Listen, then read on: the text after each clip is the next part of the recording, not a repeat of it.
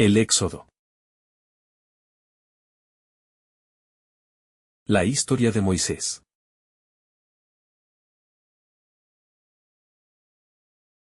Capítulo 1. El clamor de la libertad. En la tierra de Egipto, bajo el yugo de una opresión milenaria, se alzaba el lamento de un pueblo encadenado. En medio del bullicio de la esclavitud, los susurros de libertad recorrían las polvorientas calles y humildes hogares de Israel. Los ojos de los oprimidos brillaban con una mezcla de desesperación y esperanza, como si en cada latido se escondiera el sueño de un mañana distinto. En el corazón de esta nación, un hombre destinado a cambiar el curso de la historia se encontraba en un cruce de caminos. Moisés, criado en la majestuosidad del palacio pero marcado por la injusticia que azotaba a su pueblo, sentía en su interior el llamado de algo superior. Esa noche, en la quietud del desierto y bajo un manto de estrellas titilantes, la voz del Altísimo rompió el silencio. Era un llamado divino, un mandato sagrado que encendía en su alma la llama de la justicia. Debía liderar a su pueblo hacia la libertad, iniciando así el épico éxodo que trascendería los tiempos. Con el corazón palpitante y la determinación forjada en la adversidad, Moisés aceptó su destino. Las arenas del desierto parecían murmurar antiguas profecías mientras él contemplaba el horizonte, donde la promesa de un nuevo amanecer empezaba a dibujarse. Cada paso que daría no solo liberaría a su pueblo, sino que también marcaría el inicio de una travesía épica, una odisea llena de desafíos, milagros y la inquebrantable fe en un destino glorioso. Con el rugido del destino resonando en su alma, Moisés se prepara para enfrentar lo imposible. La sombra de Egipto comienza a desvanecerse, dando paso a la luz de la esperanza. Capítulo 2. La zarza ardiente y el llamado divino. Al despuntar el alba en el desierto, los suaves rayos del sol comenzaron a transformar las dunas en un mar de oro y sombras danzantes. Impulsado por la certeza de que su destino ya había sido sellado, Moisés se encaminó hacia el monte Horeb, sintiendo en su interior la promesa de un futuro distinto. Allí, en la calma de la mañana, un fenómeno sobrecogedor lo aguardaba, una zarza en llamas, ardiendo con un fuego que, sorprendentemente, no consumía sus hojas. El resplandor místico iluminó el rostro de Moisés, y en ese instante, se vio envuelto en una atmósfera de asombro y reverencia. De la zarza emergió una voz profunda y serena, que retumbó en el silencio del desierto. Libera a mi pueblo, Moisés. Hoy, te encomiendo la misión de traer libertad a los oprimidos. Las palabras divinas resonaron en lo más hondo de su alma, disipando las dudas y temores que durante tanto tiempo lo habían atormentado. Con cada chispa danzante, la visión se convertía en un mensaje claro. El fuego de la zarza no era destructivo, sino portador de vida y esperanza. Con el corazón henchido de una nueva determinación, Moisés comprendió que estaba destinado a desafiar la opresión y encender la llama de la libertad en su pueblo. La imagen de la zarza ardiente quedaría grabada en su mente como el símbolo inquebrantable de su llamado divino, un recordatorio de que, incluso en medio de la adversidad, la luz de la fe puede iluminar el camino hacia un futuro mejor. Capítulo 3. La llamada del retorno. Bajo el manto del crepúsculo, Moisés descendió del monte Horeb, llevando consigo el eco inmortal de la zarza ardiente. Cada paso resonaba en el desierto, marcado por la determinación que ahora ardía en su interior. La imagen del fuego sagrado se grabó en su mente, recordándole que su misión era mayor que él, debía regresar a Egipto para liberar a su pueblo de la opresión milenaria. Con la mente llena de visiones y el corazón latiendo al ritmo de una fe inquebrantable, Moisés emprendió el arduo camino hacia la tierra de la esclavitud. Sabía que el regreso no estaría exento de peligros, el implacable faraón y sus ejércitos vigilaban de cerca las fronteras de su dominio, y las viejas cadenas de la esclavitud parecían aferrarse con fuerza. Sin embargo, cada grano de arena y cada brisa del desierto parecían susurrarle antiguas promesas de libertad y redención. El horizonte se teñía de tonalidades doradas mientras el sol se despedía, marcando el preludio de una nueva era. Con paso firme, Moisés se preparaba para enfrentar lo desconocido, convencido de que la luz de la justicia pronto disiparía las sombras de la tiranía. Su determinación era tan inquebrantable como la roca, y su fe, tan ardiente como el fuego que lo había llamado a la acción. Mientras la noche se acercaba, Moisés se detenía un instante para contemplar el vasto desierto, sabiendo que el camino hacia la libertad comenzaba en ese preciso instante. Capítulo 4. El reencuentro y la voz del pueblo. Con el peso de la misión sobre sus hombros, Moisés descendió del desierto y se dirigió hacia el campamento oculto de su pueblo.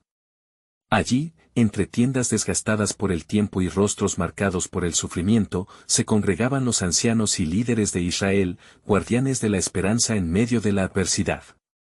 Al llegar, la tensión y la incertidumbre se mezclaban con un brillo de expectativa en los ojos de aquellos que habían aguardado durante generaciones un liberador. Con voz serena pero llena de determinación, Moisés relató su encuentro místico en Horeb, la zarza ardiente que le habló y el mandato divino que lo había llamado a actuar. Sus palabras, impregnadas de la fuerza de un destino sellado por la fe, encendieron en los corazones de los presentes una chispa de esperanza que parecía renacer de las cenizas de la opresión. Los ancianos, testigos de incontables penurias, se miraron unos a otros con asombro y fe renovada. La narrativa de Moisés no solo era un relato de milagros, sino el preludio de un cambio inminente. Entre murmullos y lágrimas de emoción, el pueblo comenzó a comprender que la liberación ya no era un sueño lejano, sino una promesa tangible que se alzaba en el horizonte.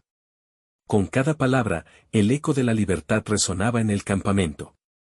El pueblo, animado por la convicción de que un nuevo amanecer estaba a punto de romper las sombras de la esclavitud, se preparaba para tomar las riendas de su destino. Los rostros antes apagados se transformaban en lienzos de determinación, y en ese preciso instante, la semilla de la revolución se plantó en el corazón de cada israelita. Mientras las voces se alzaban en un clamor unísono de esperanza, el pueblo se disponía a dejar atrás las cadenas del pasado y mirar hacia el futuro, sabiendo que la travesía hacia la libertad comenzaría en breve. Mientras la noche se acercaba, Moisés se detenía un instante para contemplar el vasto desierto, sabiendo que el camino hacia la libertad comenzaba en ese preciso instante. Capítulo 5. El umbral de la partida. Mientras la primera luz del alba se asomaba en el horizonte, el campamento se llenaba de un ambiente de tensión y determinación. Con el eco de las esperanzas resonando aún en el aire, Moisés convocó a todo el pueblo a reunirse en la llanura frente al campamento. Cada rostro, marcado por años de sufrimiento y anhelo de libertad, reflejaba la mezcla de nerviosismo y una fe renovada. Con voz serena pero imbuida de una fuerza inquebrantable, Moisés habló a la multitud. Hoy, nos levantamos para dejar atrás las cadenas de la esclavitud. La promesa de una tierra nueva y bendita nos espera al final de este sendero. Es momento de abrazar el destino que Dios nos ha reservado. Sus palabras se alzaron como un faro en la penumbra, encendiendo en cada corazón la chispa de la libertad. Mientras los ancianos y los jóvenes se preparaban para el viaje, se percibía en el ambiente el inminente paso de un umbral, dejar atrás lo conocido para adentrarse en la incertidumbre de lo prometido. En ese instante, el murmullo del pueblo se transformó en un clamor unísono, un juramento tácito de unidad y valentía. Las familias, con lágrimas de esperanza y rostros decididos, se aprestaban a emprender el camino que los llevaría fuera de Egipto, hacia una tierra de promesas y renacimiento. El viento, cómplice del destino, parecía susurrar antiguas profecías, anunciando que el gran éxodo había comenzado. Con cada paso, el pueblo se alejaba de la opresión, acercándose a la libertad prometida. Mientras la noche se acercaba, Moisés se detenía un instante para contemplar el vasto desierto, sabiendo que el camino hacia la libertad comenzaba en ese preciso instante. Capítulo 6. La marcha en el desierto. Al abandonar las sombras de Egipto, el pueblo de Israel se adentró en la inmensidad del desierto, donde la arena se extendía como un océano dorado y el sol gobernaba el firmamento. Las columnas de hombres, mujeres y niños avanzaban con paso firme, cada huella en la arena marcando el inicio de una nueva historia de fe y perseverancia. El desierto, con sus dunas ondulantes y su vastedad inabarcable, se convirtió en el escenario de pruebas y milagros. El calor abrasador y la sed amenazaban con doblegar el espíritu, pero la determinación y la esperanza impulsaban a cada viajero. Moisés, al frente de la marcha, guiaba al pueblo con la certeza de que la promesa de una tierra nueva y bendita se vislumbraba en el horizonte. Mientras el sol se elevaba en un cielo sin nubes, cada rayo parecía bendecir la travesía, y el murmullo del viento llevaba consigo las antiguas palabras de consuelo y mandato divino. Las voces se entrelazaban en un cántico de unidad, recordando a todos que cada paso era un acto de fe, cada lágrima un testimonio de su lucha y cada mirada fija en el camino un reflejo de la esperanza que no se extingue. En el silencio del vasto desierto, la fe se convertía en el faro que iluminaba el sendero, y cada grano de arena parecía susurrar que, a pesar de las dificultades, la liberación estaba a la vuelta de la esquina. Capítulo 7. El desafío del Mar Rojo. Mientras el pueblo de Israel avanzaba por el desierto, la noticia de su partida llegó a oídos del faraón. Enfurecido por la pérdida de sus esclavos, ordenó a su ejército perseguir a los israelitas, decidido a devolverlos a la servidumbre. La amenaza se cernía sobre ellos como una tormenta inminente. Al llegar a las orillas del Mar Rojo, los israelitas se encontraron atrapados entre las aguas impasibles y el ejército egipcio que se acercaba rápidamente. El pánico y la desesperación comenzaron a apoderarse de la multitud, y las dudas sobre su liberación emergieron con fuerza. En medio de la confusión, Moisés se mantuvo firme, elevando una oración silenciosa al Altísimo. Entonces, en un acto de fe y obediencia, Moisés extendió su mano sobre el mar. Un viento poderoso comenzó a soplar, separando las aguas y creando un camino seco en medio del mar. Asombrados pero llenos de esperanza, los israelitas iniciaron la travesía, caminando entre paredes de agua que se alzaban a ambos lados, mientras la columna de fuego y nube los guiaba y protegía.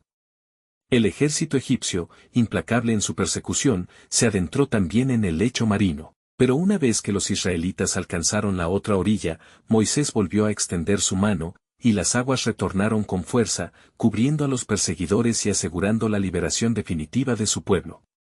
Con el amanecer iluminando el horizonte, los cánticos de victoria y gratitud resonaron en el campamento israelita, marcando el inicio de una nueva etapa en su camino hacia la tierra prometida. Capítulo 8. Provisión en el desierto. Tras el milagroso cruce del Mar Rojo, el pueblo de Israel se adentró en el vasto desierto de Sur. La euforia de la liberación pronto dio paso a la realidad de las duras condiciones del desierto, el sol abrasador, la escasez de agua y la incertidumbre del camino por recorrer. A medida que avanzaban, la sed y el cansancio comenzaron a mermar el espíritu de los israelitas y las murmuraciones se hicieron presentes.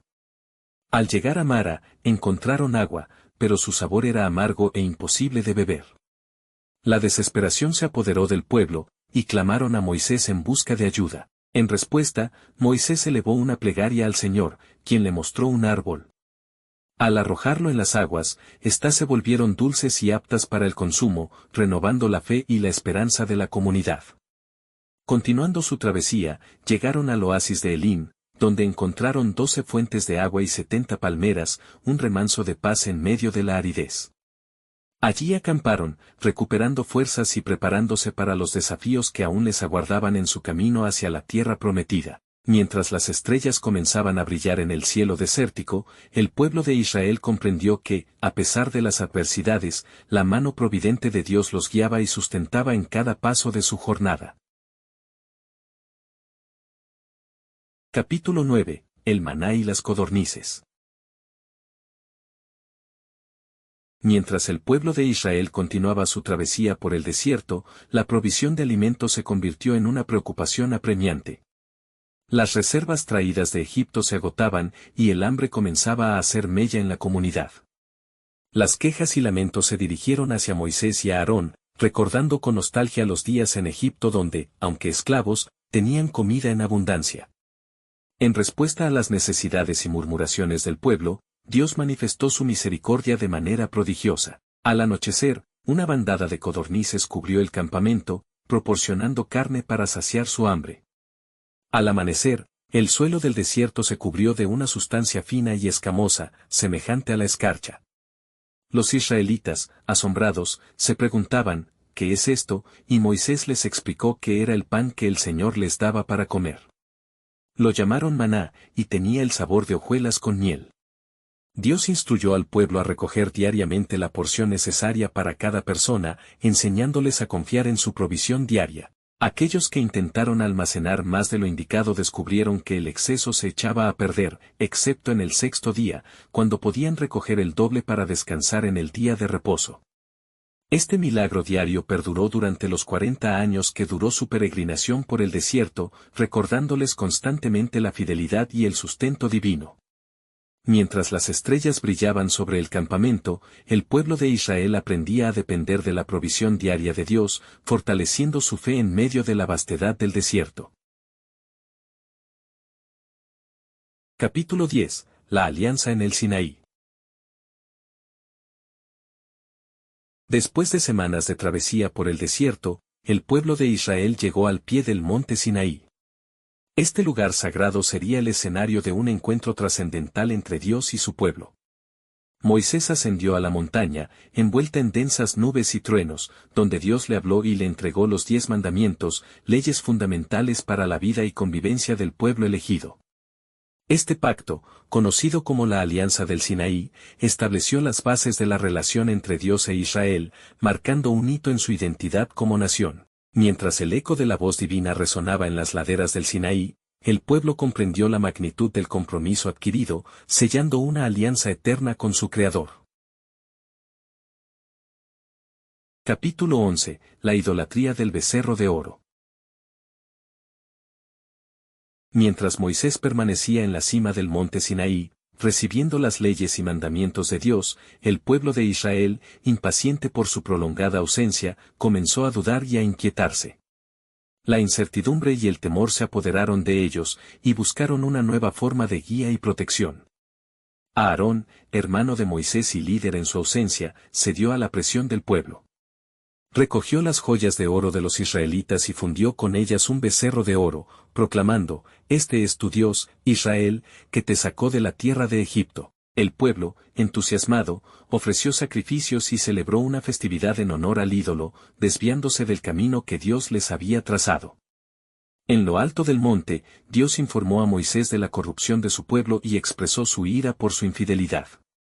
Moisés intercedió fervientemente, implorando misericordia y recordando la promesa hecha a Abraham, Isaac y Jacob.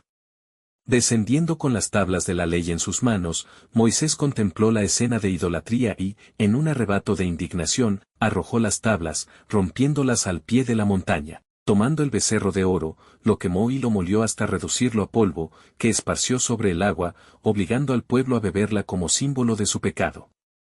Aarón intentó justificar sus acciones, pero Moisés convocó a los levitas, quienes ejecutaron un castigo sobre los transgresores, reafirmando la necesidad de lealtad y obediencia al único Dios verdadero.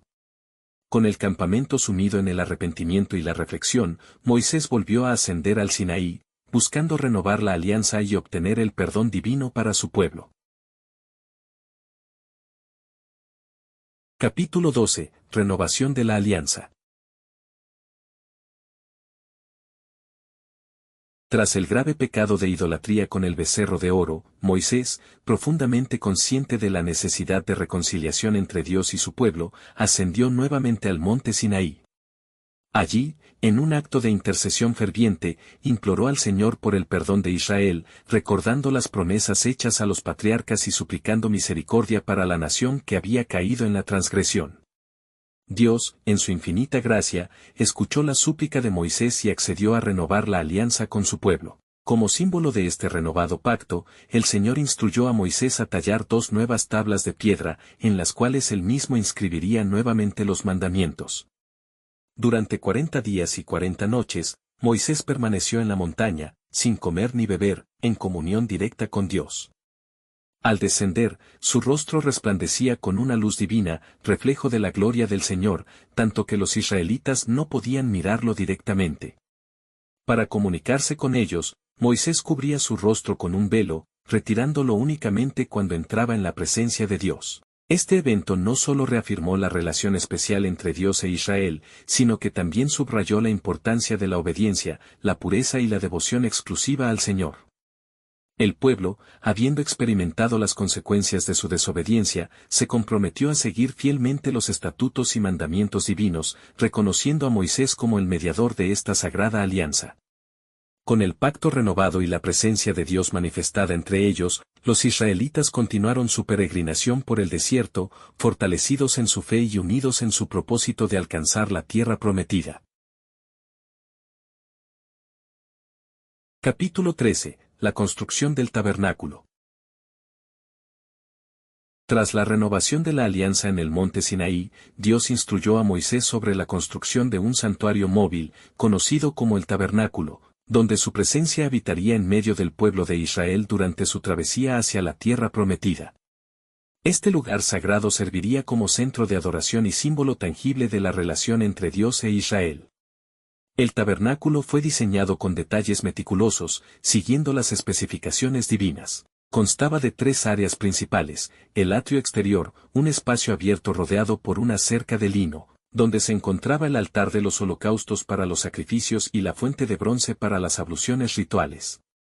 El lugar santo, una tienda interior que albergaba el candelabro de oro, menorá, la mesa de los panes de la proposición y el altar del incienso. El lugar santísimo, la sección más sagrada, separada por un velo, que contenía el arca de la alianza. En el arca se guardaban las tablas de la ley, una muestra del maná y la vara de Aarón que floreció. El pueblo de Israel, movido por la devoción y el agradecimiento, aportó generosamente materiales preciosos como oro, plata, piedras preciosas, telas finas y maderas selectas para la construcción del tabernáculo. Artesanos hábiles, dotados de sabiduría y destreza, trabajaron diligentemente para crear cada elemento según las instrucciones recibidas por Moisés. Una vez completado, el tabernáculo se erigió en el centro del campamento israelita.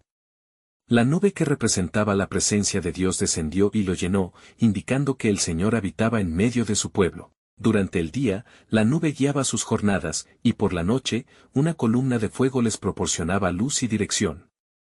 Con el tabernáculo como símbolo de la presencia divina, los israelitas continuaron su peregrinación, fortalecidos en su fe y unidos en su propósito de alcanzar la tierra prometida. Capítulo 14. La rebelión de Coré. A medida que los israelitas avanzaban en su travesía por el desierto, enfrentaban no solo desafíos externos, sino también tensiones internas que ponían a prueba su cohesión y fe. Uno de los episodios más significativos de disensión fue la rebelión liderada por Coré, un levita de la familia de Coat, junto con Datán y Abiram, de la tribu de Rubén.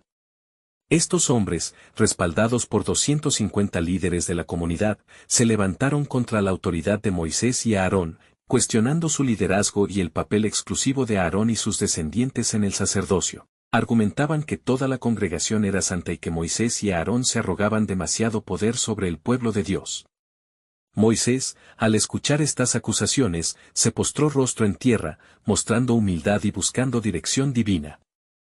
Propuso una prueba para demostrar a quién había elegido el Señor. Cada uno de los 250 rebeldes, junto con Aarón, debía tomar un incensario y presentarlo ante el Señor al día siguiente. Al día siguiente, mientras los rebeldes presentaban su incienso, la gloria del Señor se manifestó ante toda la congregación. Dios instruyó a Moisés y a Aarón a separarse de la asamblea para que él pudiera consumirlos en un instante. Sin embargo, Moisés y Aarón intercedieron, suplicando que toda la congregación no fuera castigada por el pecado de unos pocos. Dios entonces ordenó al pueblo que se apartara de las tiendas de Coré, Datán y Abiram. Moisés proclamó que si estos hombres morían de muerte natural, entonces el Señor no lo había enviado, pero si la tierra abría su boca y los tragaba vivos, sería señal de que habían despreciado al Señor. En ese momento, la tierra se abrió bajo ellos, tragándose a los rebeldes, sus familias y todas sus posesiones. Además, un fuego salió de la presencia del Señor y consumió a los 250 hombres que ofrecían el incienso. Este evento sirvió como una advertencia solemne sobre la importancia de respetar el orden establecido por Dios y la gravedad de la rebelión contra su autoridad. Para conmemorar este suceso y evitar futuras insurrecciones, Dios instruyó a Eleazar, hijo de Aarón, a recoger los incensarios de bronce de los hombres consumidos por el fuego y hacer con ellos una cubierta para el altar, como recordatorio de que solo los descendientes de Aarón podían ofrecer incienso ante el Señor. Con este juicio divino, el pueblo de Israel comprendió la necesidad de unidad y obediencia en su camino hacia la tierra prometida, reconociendo la autoridad designada por Dios para guiarlos. Capítulo 15. Los espías y la tierra prometida. Tras años de travesía por el desierto, el pueblo de Israel se aproximaba a la frontera de Canaán, la tierra que Dios les había prometido. Con el objetivo de conocer mejor el territorio que iban a conquistar, Moisés decidió enviar 2 espías, uno por cada tribu, para explorar la región y traer información detallada sobre sus habitantes, ciudades y recursos. Durante 40 días, los espías recorrieron la tierra de Canaán, observando sus fortalezas, la fertilidad del suelo y la diversidad de sus habitantes. Al regresar al campamento, presentaron su informe ante Moisés, a Aarón y toda la congregación de Israel. Mostraron frutos abundantes, como un racimo de uvas tan grande que debía ser cargado por 2 hombres, evidenciando la riqueza de la tierra.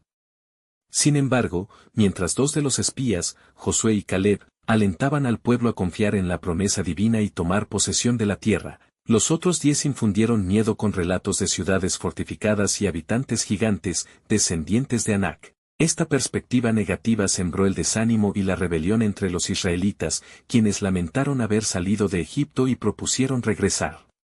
Dios, indignado por la falta de fe y confianza del pueblo, decretó que esa generación, exceptuando a Josué y Caleb, no entraría en la tierra prometida. Como consecuencia, los israelitas vagarían por el desierto durante 40 años, hasta que una nueva generación estuviera preparada para cumplir con el propósito divino. Con el corazón cargado de lecciones aprendidas, el pueblo de Israel continuó su peregrinación, consciente de la importancia de la fe y la obediencia en su camino hacia la tierra prometida. Capítulo 16. La serpiente de bronce y la muerte de Moisés. A lo largo de su travesía por el desierto, el pueblo de Israel enfrentó diversas pruebas que pusieron a prueba su fe y obediencia. Una de las más significativas fue el episodio de las serpientes venenosas. Al quejarse nuevamente contra Dios y Moisés por la falta de alimentos y agua, los israelitas provocaron la ira divina. Como castigo, Dios envió serpientes venenosas que mordían al pueblo, causando numerosas muertes. Ante este castigo, el pueblo reconoció su pecado y pidió a Moisés que intercediera ante Dios. Dios instruyó a Moisés a hacer una serpiente de bronce y colocarla en un asta, todos los que fueran mordidos y miraran hacia ella serían sanados. Este acto no solo proporcionó alivio físico, sino que también sirvió como lección espiritual sobre la fe y la obediencia a las instrucciones divinas. Con el tiempo, Moisés, el líder que había guiado a Israel desde la esclavitud en Egipto, sintió que su misión estaba llegando a su fin. Dios le reveló que no entraría en la tierra prometida debido a un incidente en el que desobedeció una instrucción divina. Antes de su muerte, Moisés subió al monte Nebo, desde donde pudo ver la tierra que había anhelado alcanzar. Allí, Dios le mostró la extensión de la tierra prometida a los descendientes de Israel. Moisés murió en la tierra de Moab, y Dios mismo lo enterró en un lugar desconocido. Su muerte marcó el fin de una era y el comienzo de una nueva etapa para el pueblo de Israel, que, bajo el liderazgo de Josué, se preparaba para entrar y conquistar la tierra prometida. Con la muerte de Moisés, el pueblo de Israel se encontraba en un punto de transición, listo para enfrentar nuevos desafíos y cumplir la promesa divina de establecerse en la tierra que fluye leche y miel. Capítulo 17. La conquista de Canaán. Con la muerte de Moisés, el liderazgo de Israel recayó en Josué, su fiel asistente y sucesor designado. Bajo su dirección, el pueblo se preparó para cruzar el río Jordán y tomar posesión de la tierra prometida. Antes de la travesía, Josué envió a 2 espías a la ciudad de Jericó para obtener información sobre sus defensas y la moral de sus habitantes. Estos espías se refugiaron en la casa de Rahab, una mujer que, reconociendo el poder de Dios, los protegió y ayudó a escapar, a cambio de que ella y su familia fueran salvados durante la futura invasión. Al llegar al río Jordán, Dios instruyó a los sacerdotes que portaban el arca de la alianza a entrar en el agua. Al hacerlo, las aguas se detuvieron y se formó un muro, permitiendo que los israelitas cruzaran sobre tierra seca. Este milagro reafirmó la presencia y el poder de Dios entre ellos. Una vez en Canaán, Josué estableció su campamento en Gilgal, donde celebraron la Pascua y realizaron la circuncisión de los varones nacidos en el desierto, como señal de la renovación del pacto con Dios. La primera ciudad en ser conquistada fue Jericó. Siguiendo las instrucciones divinas, los israelitas rodearon la ciudad durante 6 días, tocando las trompetas y llevando el arca. El séptimo día, al sonar las trompetas y al gritar el pueblo, las murallas de Jericó cayeron, permitiendo la entrada y conquista de la ciudad. Tras la caída de Jericó, las ciudades de Ai y otras regiones fueron también conquistadas, aunque no sin desafíos y derrotas temporales, como la que ocurrió en Ai debido a la desobediencia de Acán, quien había tomado objetos prohibidos durante la conquista de Jericó. A lo largo de la campaña, Josué y los líderes israelitas buscaron la guía de Dios en cada batalla, y el pueblo se comprometió a seguir las leyes y mandamientos establecidos en el pacto. Con la conquista de Canaán, el pueblo de Israel comenzó a establecerse en la tierra prometida, cumpliendo la promesa hecha por Dios a sus antepasados y marcando el inicio de una nueva era en su historia.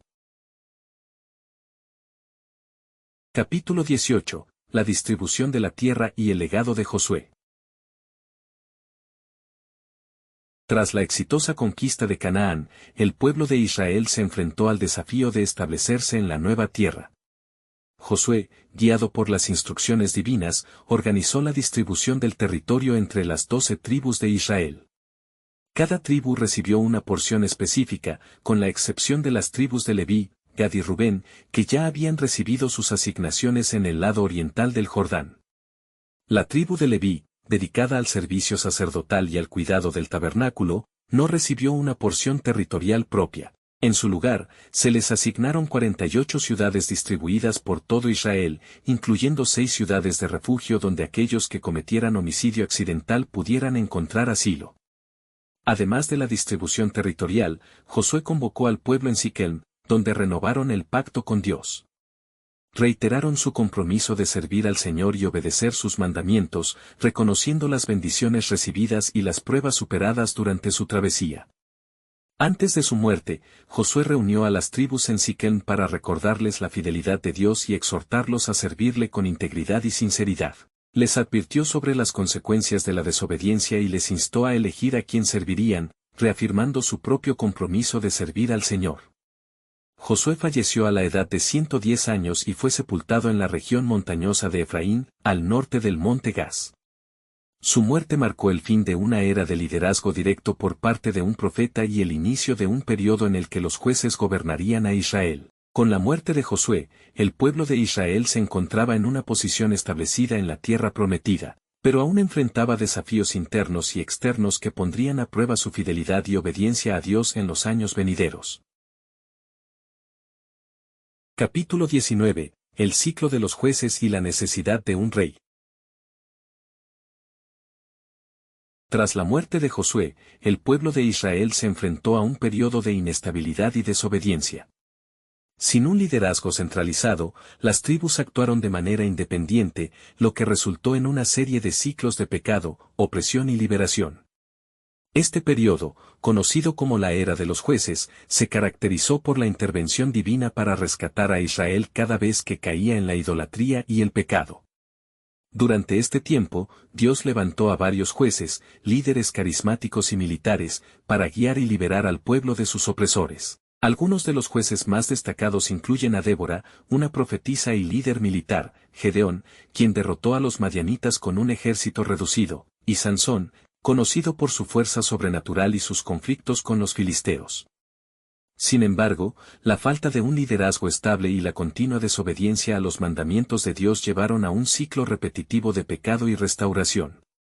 Cada vez que un juez moría, el pueblo volvía a hacer lo malo ante los ojos de Dios, lo que resultaba en nuevas opresiones y la necesidad de un nuevo libertador. Este ciclo reflejaba la necesidad de un liderazgo más permanente y estable.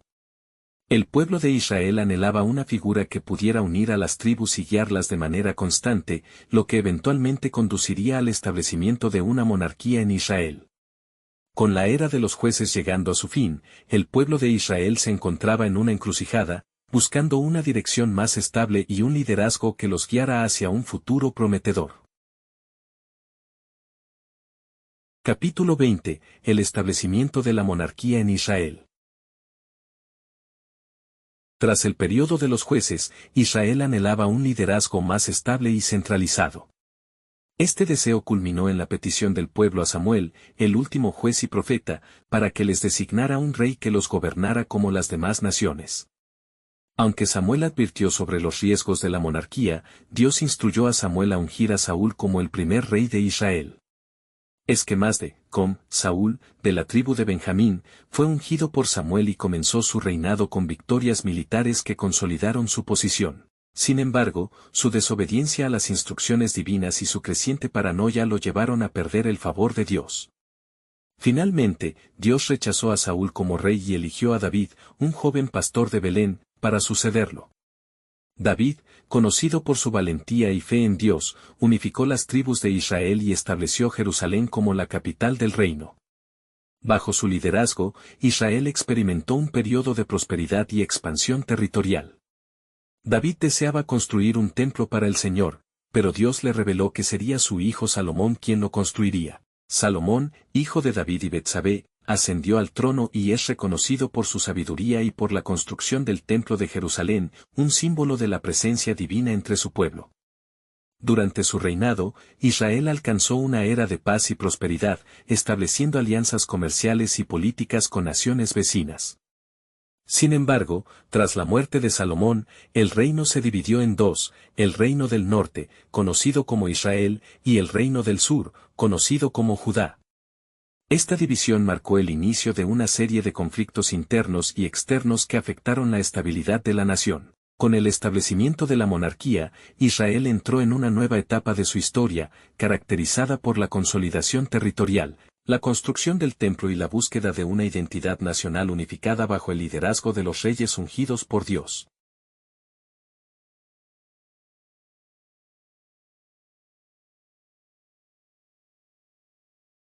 Gracias por acompañarnos en este video. Si te ha inspirado, dale like, compártelo y suscríbete para recibir más mensajes llenos de fe. Activa la campanita para no perderte nuestras próximas novedades. Nos vemos en el siguiente video y que Dios te bendiga.